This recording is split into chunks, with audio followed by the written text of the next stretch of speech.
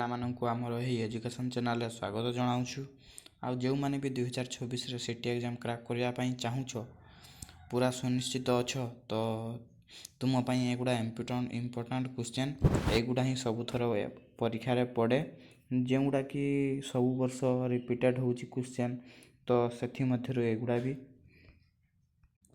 ତ ପିଲାମାନେ ଦେଖ କ'ଣ କ୍ୱେଶ୍ଚନ୍ ଅଛି ନା, କ୍ୱେଶ୍ଚନ୍ ଅଛି ଯେ କହିଛି 1 ନମ୍ବରରେ ଶିଶୁର ପ୍ରଥମ ଶିକ୍ଷକ କିଏ? ଶିଶୁର ଫାଷ୍ଟ ଶିକ୍ଷକ କିଏ? ଯିଏ ଶିଶୁକୁ ଜନ୍ମ ଦେଇଛି। ତୁମର ପ୍ରଥମ ଶିକ୍ଷକ କିଏ? ଯିଏ ତୁମକୁ ଜନ୍ମ ଦେଇଥିବେ। ସେ କିଏ?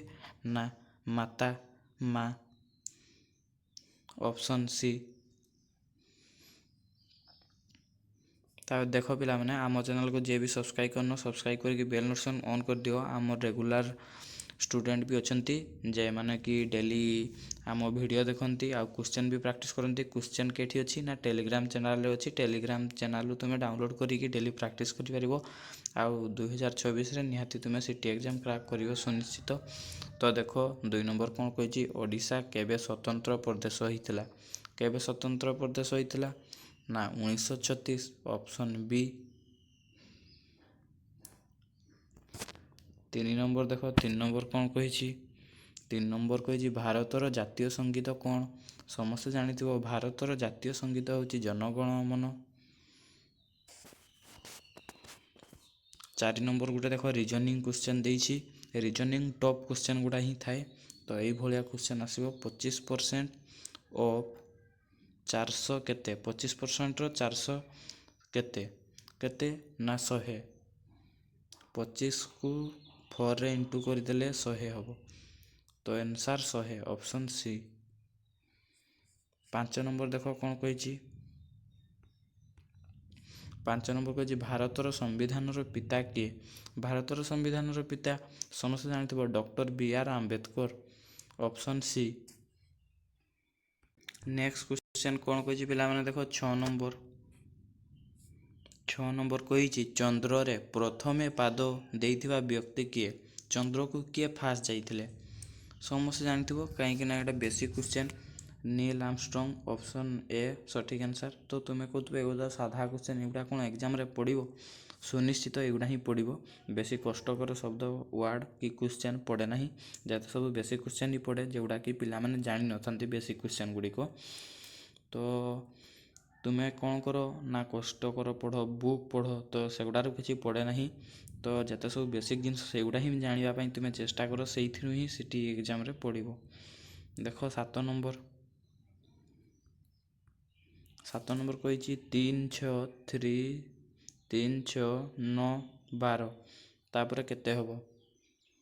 ତାପରେ ହେବ ଦେଖ ପିଲାମାନେ, ଅପସନ୍ ସି 15। କେମିତି ହେଲା ଦେଖ, 3 ତାପରେ କାଉଣ୍ଟ କର 4, 5, 6। ତିନିଟା ସଂଖ୍ୟା ଆଗକୁ ବଢ଼ିଛି। ସେମିତି 6 ପରେ 7, 8, 9।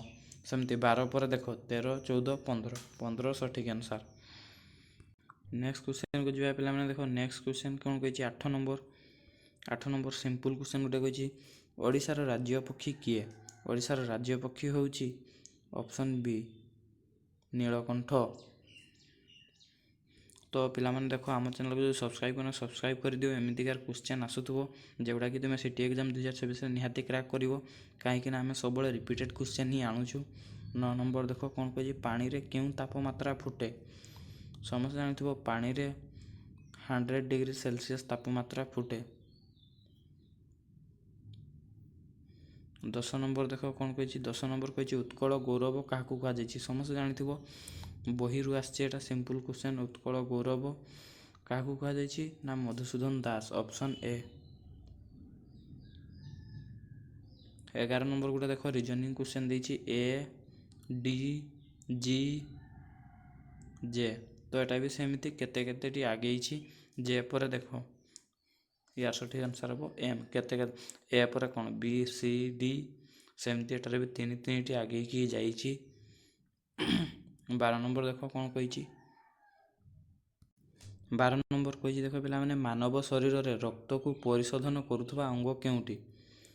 ମାନବ ଶରୀରରେ ରକ୍ତକୁ ପରିଶୋଧନ କିଏ କରେ? ନା ବୃକ। Option C. 13 ନମ୍ବର ଦେଖ କ'ଣ କହିଛି, ଭାରତ ଜାତୀୟ ପଶୁ କିଏ? ଭାରତର ଜାତୀୟ ପଶୁ ହେଉଛି ବାଘ।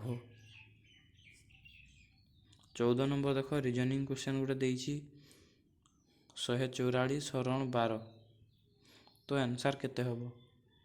ୟାର ସଠିକ୍ ଆନ୍ସାର୍ ହେବ 12 ହିଁ। ତ ଲାଷ୍ଟ କ୍ୱେଶ୍ଚନ୍ ଯେଟାକି ଆମର ଅଛି ଦେଖ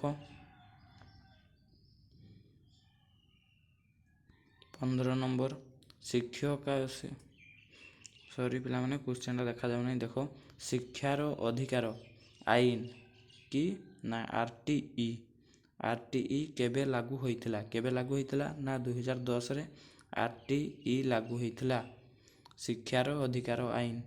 ତ ପିଲାମାନେ ଏମିତି କିଛି ଆଜି 15ଟି କ୍ୱେଶ୍ଚନ୍ ଥିଲା, ଏଗୁଡ଼ା ପ୍ରାକ୍ଟିସ୍ କରିନିଅ। ଆଉ ଆମ ଟେଲିଗ୍ରାମ ଚ୍ୟାନେଲରେ ଜଏନ୍ ହେଇଯାଉ, ଏଇ କ୍ୱେଶ୍ଚନ୍ ଗୁଡ଼ିକ ଆମେ ଦେଇଦେବୁ, ତୁମେ ପ୍ରାକ୍ଟିସ୍ କରିଦେବ। ଆଉ ଆମ ଚ୍ୟାନେଲକୁ ଯଦି ସବସ୍କ୍ରାଇବ୍ କରି ବେଲ୍ ଅପସନ୍ ଅନ୍ କରିଦିଅ। କାଲି ମଧ୍ୟ ଏମିତି କିଛି କ୍ୱେଶ୍ଚନ୍ ଆସିବ ଯେଉଁଟାକି ତୁମ ସିଟି ଏକ୍ଜାମରେ କ୍ରାକ୍ କରିବା ପାଇଁ ତୁମକୁ ସୁବିଧା ହେବ।